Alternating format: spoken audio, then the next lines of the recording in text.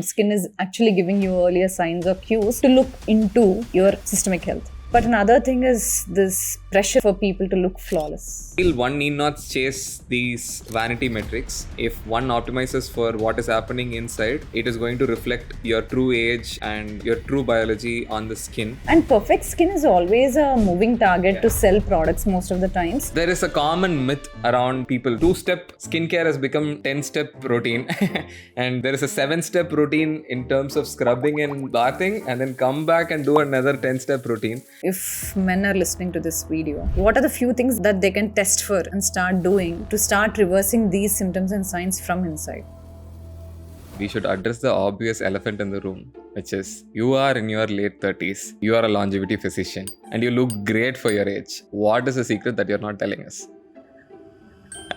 I think all we need to focus on is to optimize internal biology and not chase any algorithms. What is it that you would advise for a 20 to 30 year old to take care of in terms of fertility, skin health, and the stress pathway? Because all of these are interconnected. I would say, as a doctor, how do you redirect patients towards health, which is way more important than perfection?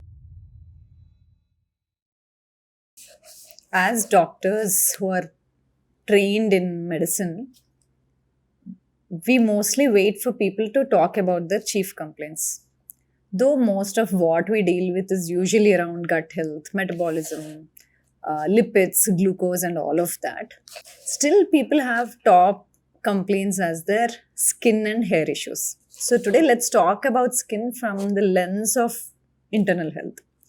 So when people say in their early 40s or late 30s that suddenly my skin is dry, or I started to look pale, I have crow's feet or wrinkles and all of that. As physicians who treat internal health, how do you look at it? What a way to start the podcast. Because we have so many agenda looking at somebody and then trying to fix somebody's health, but they have their skin and hair as their top and the most commonly sorted out chief complaint in their head. But the skin, as you understand as well, goes through several changes over a period of time, and it just makes the final reveal when they hit late 30s or late 40s. But all the damage and destruction was covered over a period of time with the help of hormones and all the protective survival mechanisms till about late 30s, maybe a decade ago. But right now we are seeing all of these damages kick in as early as late 20s and early 30s. But before any of that, we should address the obvious elephant in the room, which is you are in your late 30s yourself. You are a longevity physician. You're revealing my age. Not intended, but truth being that. And you look great for your age. What is the secret that you're not telling us? I'm not holding any secrets. So, as we're talking about the damage and repair, even I was recording other videos today, leaving all the signs behind, we know there is damage happening on one side, we're accumulating the damage, on the other side we are repairing as well, right? Things are going fine till our 20s, late 20s, but when we hit 30s, we accumulate more damage than we were in our 20s. And repair mechanisms also are slowing down. As we accumulate more damage, what it means for skin health is the kind of collagen that we have, the type 1 and type 3 fibers, they're not in the same structure or not in the same mechanics, or they're not holding together in the same way. And that is determined by the kind of lifestyle we lead. When I say lifestyle, clean diet, movement, exercise, good sleep, all of that. Working on psychological stress, which is very, very crucial for your skin aging. So I follow all these foundational things. Is that all? If any of us follow you for 24 hours up close. No. There are others as well. I stay away from toxins as much as possible. I try to put on very less makeup, or I save them only for very important periods in my life, like once a year or something. And I try to choose least toxic products for my skin, because as we have microbiome in the gut, we have on the skin as well. Whatever we put onto the skin, we should assume that it is absorbing, and systemically we are holding all the chemicals absorbing into our body. So staying away from toxins and eating foods that can improve the repair processes, that can balance the kind of damage we are giving. First of all, damage less, give very less oxidative stress. That means avoiding all the charred foods, fried foods, all the starches that have become High glycemic index. all high glycemic index foods, ultra processed foods, sugars. Personally, I hate sugars. That is another story. But yes, all of this to reduce toxin exposure, to reduce the burden, to reduce the damage, and also doing other things around it. How do we improve the repair processes? Hydration. But more than that, I think it's more easily. People think hydration is the magic for skin health, but that is just one part of the story. I think exercise, especially strength training, is very important. I remember the days where in my younger days, late 20s, my skin was not as healthier as it looks today because I was not strength training then. Movement was natural, but no, I didn't strength train till my early 30s. No particular training methods. No, I had a lot of. I didn't know how to handle stress then. I was not choosing foods that can support my detox organs like liver, kidney, all of that. So yeah, I learned while I was learning, I was applying. And when you apply, you definitely see the change. And of course, on top of that, you have other modalities as well, which we'll dive into. Okay, I think we talked a lot about me. I want you to talk about what happens during aging process in the skin. It could be in the derm, whatever layers, dermis, epidermal junction. What is happening beyond collagen? So there are 3 layers to what we see externally. On the outer covering, we have epidermis, and then in the middle, we have dermis, and then internally, we have fascia, muscles, fat, and all of that in order, right? So over a period of time, this damage that we were talking about all these years, that you have been preventing all these years, is collagen destruction. Approximately 1% is what it is measured to be every year, year on year. And that means stiffer, less elastic, unevenly contoured skin all over, right? And then the epidermis goes through churn, which is attrition. Basically, cells die, new cells come on forward. So this churn rate of epidermal layer skin cells are diminishing day by day. And this over a period of time reveals the facade that is going inside, right? The facade that is kept outside is protected by your epidermis, but all the elastin going down, collagen tissues breaking down, and then becoming unevenly stiffer and less elastic, plus the UV damage over a period of time, plus advanced glycation end product related damage, which is nothing but you eat high glycemic refined processed food, and people develop these sugar molecules go and bind to collagen or elastin or any protein that is underlying the skin, and it forms oxidative stress to the particular cell, particular protein, and it acts differently, it behaves differently, it looks differently. All of this is happening as we speak, but if we have more repair mechanisms in our favor, it is taken care of. If our repair mechanisms are shut down, or we only have been dehydrated, have been under the sun without having any protective barriers, against it, all of this is going to accelerate damage. Plus, we have men and women aging differently over a period of time because of many hormones. Men generally have a thicker skin because of testosterone, but the fact that they are under the sun for a longer time compared to women, they have high accelerated UV related damage. But women are not spared as well. Women are protected with estrogen over a period of time, but until they reach menopause, as you know, and estrogen levels decline, the vascularity of the cell, the hydration capacity of the cell declines, the collagen destruction is accelerated. Now all the sagging, wrinkles, crow's feet, all of this kicks in, right? And also the most common chief complaint in menopausal women that we often here is dryness of the skin. That is also because why menopause kicks in, their estrogen is lost, the sebaceous glands stop producing the sebum it requires for them to give that shinier look or hydration that is required. Plus the glycosaminoglycan levels like hyaluronic acid levels decline steeply. All of that contributes towards having less plumpier, lifeless, unevenly toned, coarse skin. Right? That's Now we see people applying a lot of products on skin. It could be superficial creams or it could be injectables. And also we see people following lot of lifestyle changes, taking probiotics or prebiotics or consuming glutathione or even injecting glutathione or collagen peptides, all of that. We have range of things that people are doing. Now let's address one by one. Top things that we see at the center. Let's address metabolic health. How is metabolic health linked to skin aging? What are the do's and don'ts?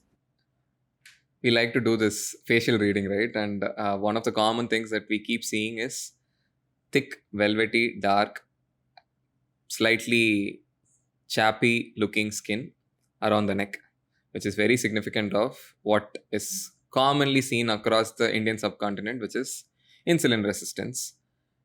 And we also see skin tags. This is also a resultant of insulin resistance itself. These are some of the early signs that we see, and this is also seen on the face. This is also seen on skin all across the body.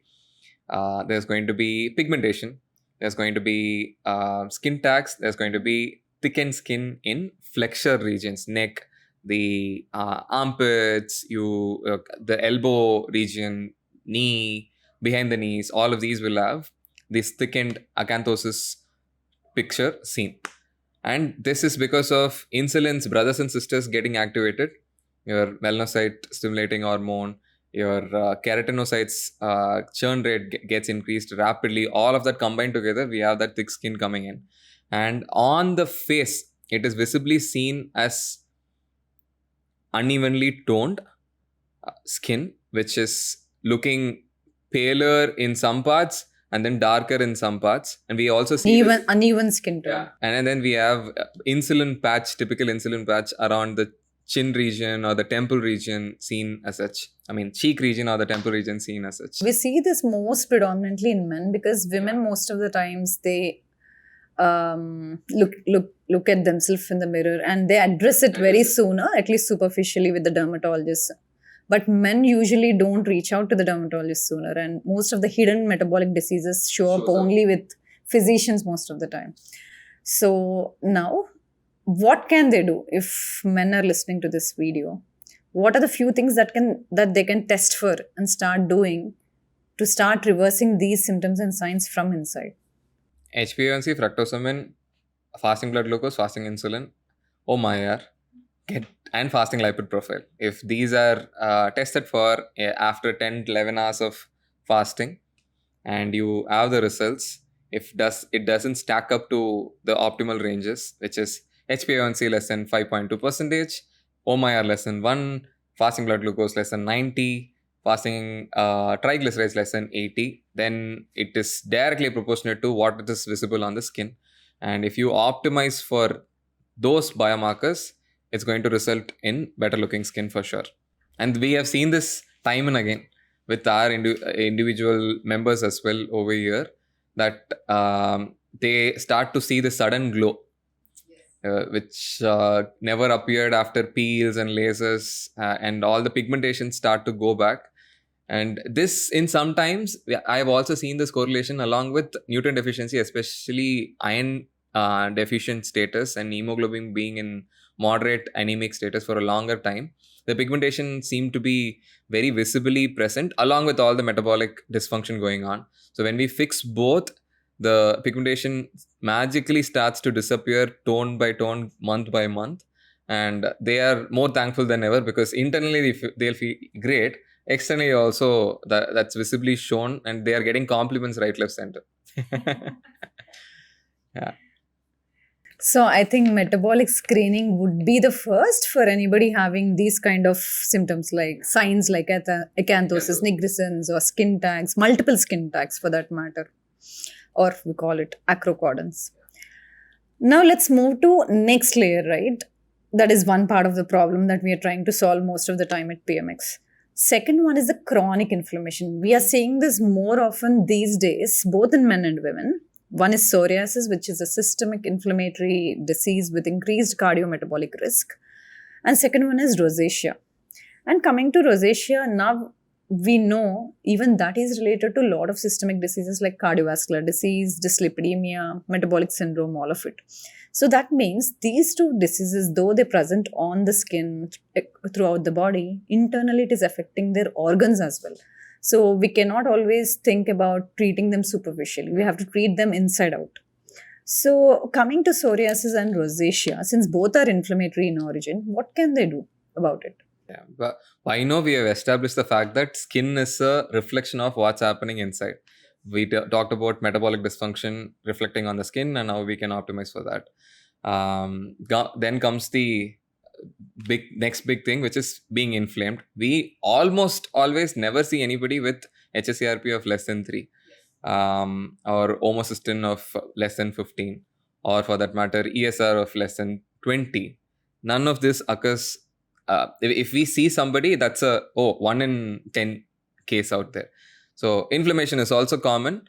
Having skin dysfunction, can visibly damaged skin is also common. So this established for the fact there's a lot that goes on the gut, which comes out as.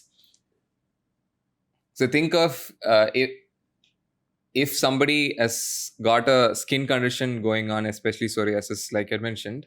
I want them to think of their gut like a plumbing system, and central plumbing system with a controller.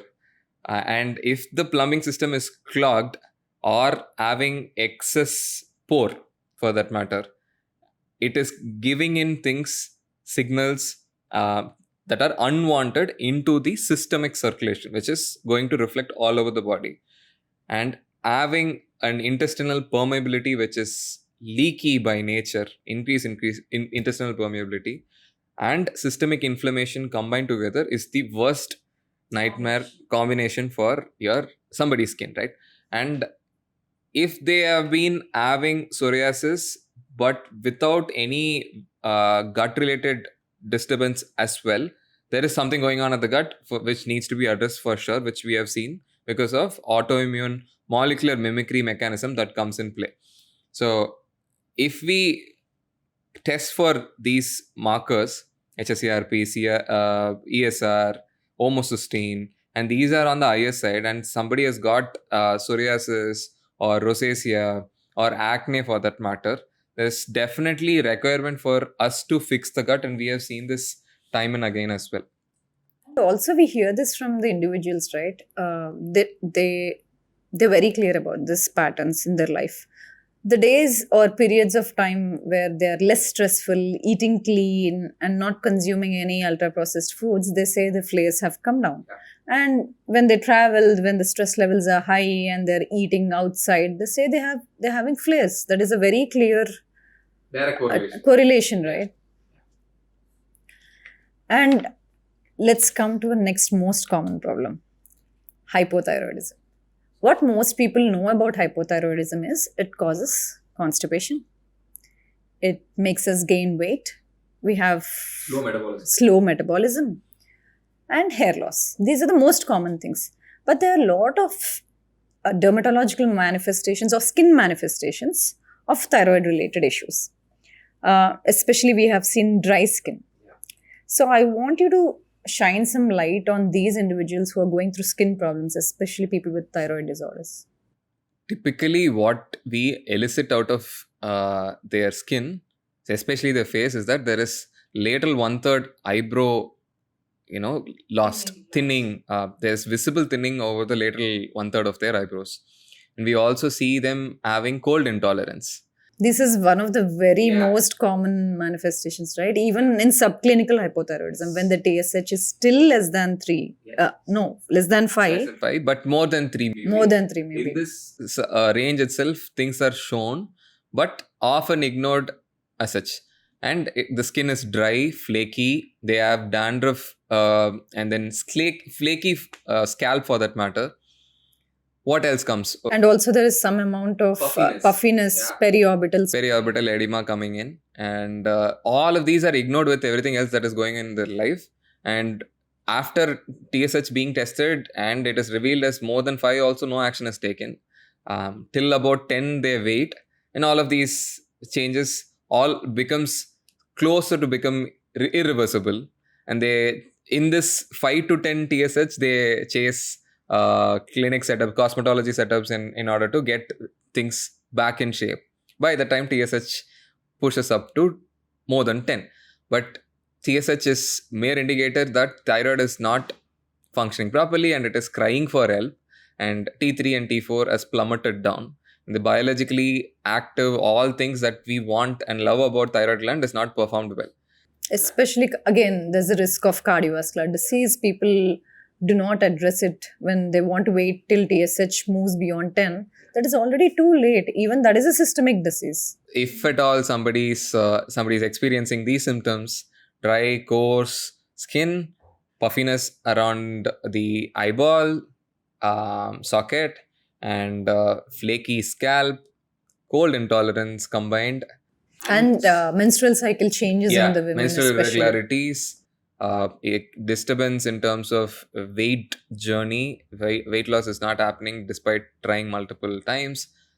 Abnormal cholesterol profile. This is perfect candidate for thyroid hormone optimization. And also we have noticed this, right, many times. People who have been on a very strict, very low carbohydrate diet for too long in their life. T3 goes down. That is the survival mechanism again for the body. And people see that TSH is raising. They want to put them on a medication. But in fact, what they need is little bit more food than what they are consuming. Carbs specifically. Carbs, yes. Let's move towards stress. We know what constant stress is doing to our bodies, both metabolically, to our heart health, brain health, to our neurological health, right? But we also know stress is bad for the skin. But what is actually happening? What are the pathways that are being affected? People should know this, because if not for their metabolic health, people would worry about the skin health, and at least they'll take care of their psychological stress. Yeah, true that, because we see this time and again for people, for women specifically of varying ages, it affects them, right? HPA axis gets strained, and HPA is hypothalamus pituitary adrenal axis. This is a survival axis, very, very critical for us to make sure the day is going. And this, over a period of time, gets stretched beyond its capabilities, and that shows up on the skin. That shows up as poor recovery from the oxidative stress as such. It also shows up as tired, dull-looking skin, specifically inflamed, and redness, erythema we call, or rosacea if they are already stimulated, or they can have histamine-related reaction coming up as hives or urticaria. Dermatographism. I rub my nails against my skin and I get thick red band show up, and it gets aggravated when I go under the sun. These are some signs of being inflamed, being stressed for a very long time. And we also see people who are menopausal having this axis strained further, and with declining estrogen levels and having HPA axis being stretched and poor sleep, again a worse combination for the skin, right? So you have seen many women across different age groups. What is it that you would advise for a 20 to 30-year-old to take care of in terms of fertility, skin health, and the stress pathway? Because all of these are interconnected, right? all of these are interconnected because the nervous system is talking to your immune system and your immune system is talking to your hormone system, all of these. And people are in their peak health, especially in their 20s and 30s. And these three systems are very critical for them to function better, stay sharp, stay focused, feel more fertile, have good ovarian health, all of that. And people underestimate the power of sleep. This is when they compromise sleep because of n number of reasons, career growth, all of it. So one thing that they need to focus on is definitely sleep. Next thing is hydration. Many number of times we have taken questionnaires from we have lifestyle data across more than 1,000 people now. So many women especially said they drink less than 2 liters of water every day. So as simple as hydration is a key. So I would say sleep, hydration. Third is stress management. That is a prime period when people have a lot of stresses. Lot of uncertainty. So I think managing stress during those periods of time is very crucial because stress can easily show up on face, like how we discussed now. And fourth thing, optimize nutrients. We have seen many people in omega-3 deficiency, zinc deficiency, B vitamin deficiency, all of it. And presence of stress will further impact these vitamin absorption, and together it will reflect as a unhealthy skin. So I think this is the fourth one. Because optimizing the gut and the brain also talks. Gut and brain also speaks. So that is the fourth thing. And fifth is movement and exercise, which is very, very critical component, which I said I started very late in my life. But I think they should begin their exercise routine as early as 20s, because that is when we leave our colleges and get into working at software jobs or whatever job it is, which do not accommodate natural movement. So that is when people also should focus on exercise. So these are the 5 crucial things. And exercise is not working. Exercise is not working, yes. That is just movement, and we need to add on both regular periods of moderate to high intensity exercises twice or thrice a week, to strength training at least 3 times a week. So this is a minimum basic exercise plans, right?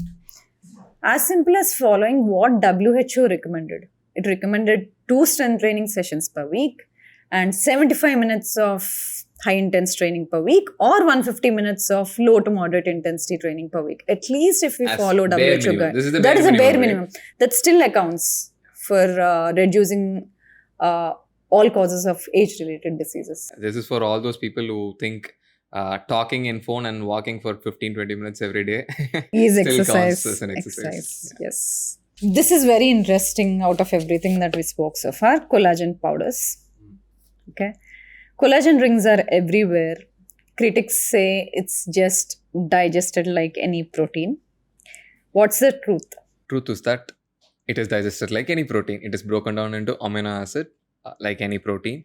But collagen peptide formulations are rich in glycine, leucine, isoleucine, proline. And these are the building blocks for collagen peptide inside our skin, underneath our skin. And it does some signaling. But it is not going to yield miraculous results on the skin. It's not a magic pill. Yeah, it's not a magic elixir or a magic pill. You don't take that 1 scoop of collagen every day in the morning, and in a month you become the patient ready. That's not going to happen. It moves the bar slowly, but it does move the bar. It also does help in better nails, better gut health, and somewhat better hair health, but it is very modest improvement, nothing drastic or exponential as such, that we have seen as well. It also helps in joint health because collagen is present in cartilage as well.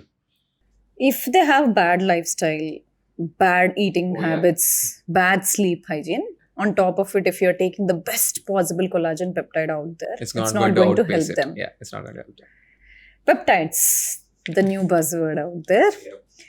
If someone is hearing for the first time, what are peptides? Peptides are short chain of amino acids, typically less than 40 in cluster. What are amino acids? Amino acids. So think of protein as building block of muscle, amino acid is building block of protein itself. And some amino acids come together to form peptide. These are nothing but how cells communicate with each other, like how we talk. We have figured out this language as a mode of communication, or as a part of our verbal communication. We use language. Cells communicate with each other through peptides. Peptides can be hormones, peptides can be enzymes in clusters. Peptides, when injected or sprayed or exposed to an individual, can produce some result. We have seen this time and again. Okay, we have seen this over the past 100 years with insulin. Insulin is a peptide, and many labors have become possible because of oxytocin, which is a peptide. Peptides have always existed, but recently peptides have gotten a U-turn into the anti-aging, longevity, biohacking community, and it has resulted in a movement where earlier it used to be the steroid movement, right? People who are in this gym or community or anti-aging biohacking community had an exposure, a small population had an exposure towards anabolic steroids. But currently everybody is talking about peptides because anabolic steroids contribute certain things to the table with some compromise. This apparently does everything magical, makes you like a Wolverine, helps you recover from all the injuries and tears magically without with or without surgical requirement, but doesn't skew on any other pathway, is the expectation and the promise in the world out there. Yeah, peptides are promising, but we have most evidence for few peptides, and it is still emerging space. And there is no large randomized control trials on any of these peptides. Hardly phase 2, mostly animal studies that are published. We're still waiting for large RCTs to come to adopt. But there are few peptides which have shown some promising results in old mice to make it look younger. GHK copper by signaling inside and then making it less wrinkle and then have more fur coat on top. That has happened on old mice as such. So we are yet to see that in Humans. Yes. While we're talking about skin health, I see that most people are under pressure to look flawless. So we see a lot of trends from skin influencers. As a doctor, how do you reflect on it, and how do you redirect patients towards health, which is way more important than perfection?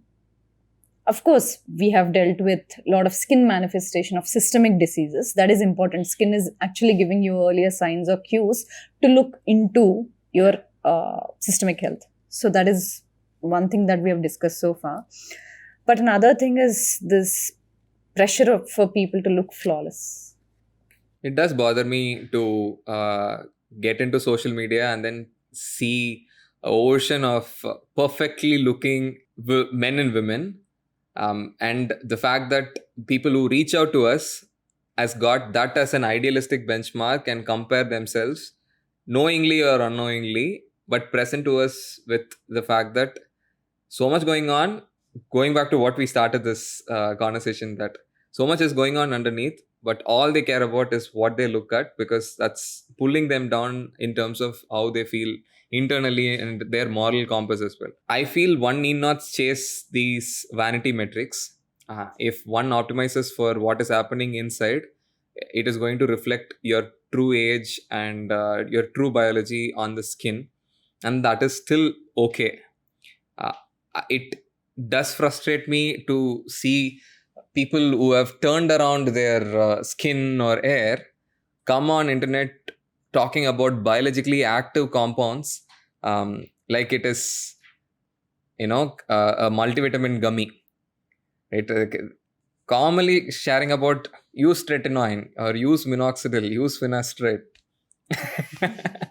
But there is a common myth around people that it has become two-step skincare has become 10-step routine. And there is a 7-step routine in terms of scrubbing and bathing, and then come back and do another 10-step routine. How do you see it? How do you see all of this coming up? This is also a very real mental health substance here, I see. I've been reviewing one article which is published on PubMed where it reviews the observational research on social media exposure, especially people who are following skin influencers or dermatological suggestions, their profiles, or people who use this photo editing apps. So they passively use a lot of it. And it would sometimes hide their body dysmorphic disorders. Yeah. So that is a pretty important risk. And most of the times, if they're visiting dermatologists face to face, doctors do identify these disorders and they do look into that aspect and treat them. But it's bidirectional also. Yeah. They get this body dysmorphic disorders because of the type of content they're seeing. And also with the type of the apps asking them to take a picture and post, and trying to reflect on the kind of skin that they're having and what goal they should have for a perfect skin. So that is shaping them as well. So it's very bidirectional. That is very, that's a cause of concern. Yeah. Plus, it's going to get worse with the world of AI, right? We already see the internet is apparently 1/5 of the internet is already AI built. It is going to, AI is going to consume more of itself, and we are going to see more of AI generated images. At one point, we will not be able to differentiate what is real and what is AI generated, as we know. And with all of that, this that you raised, and which is observed in the study as well, is going to get worse. And one needs to protect their mental peace with this, and creating a barrier of entry for this particular thing to come and affect us is one of the intelligent way to tackle this, I feel. On the whole, I think we can end this with this note that healthy skin is a resilient skin. It can tackle all the damage if the internal health is supporting, repair mechanisms are supporting, and skin naturally has that resilience to tolerate the environment. Of course, environment today is acting against us because of a lot of UV exposure. But what lies within us is to build those repair mechanisms, build that internal physiology, which can fight against the exposures that we're having today. Of course, with some help from the dermatologists that are suggesting to the capacity of the individual, how much you can afford for. There are injectables, there are creams out there, but use it wisely and add on to the foundations that you're building alongside your internal physiology. And perfect skin is always a moving target to sell products most of the times. I think all we need to focus on is to optimize internal biology and not chase any algorithms. That's what I feel. Yeah. Thank you for watching this video until the end. We keep simplifying complex longevity topics in order to make health accessible for everybody. If this interests you and resonates with you, subscribe to PMX Health and keep watching.